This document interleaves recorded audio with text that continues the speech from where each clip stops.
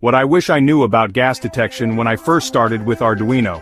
Step 1, grab your MQ-2 gas sensor and your Arduino UNO R3. Connect the VCC pin of the sensor to the 5V pin on your Arduino.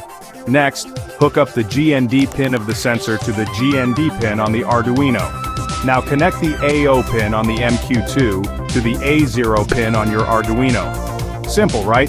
Fire up your Arduino IDE and open a new sketch.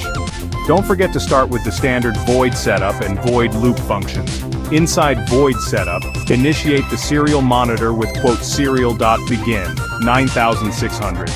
In the void loop, read the analog value from the sensor using analog read, a 0, and print it to the serial monitor. Upload the code and open your serial monitor. Check out those readings. If you see values rising, there might be gas around. And there you have it, your very own gas detector in just 60 seconds. Hit subscribe for more quick Arduino tips.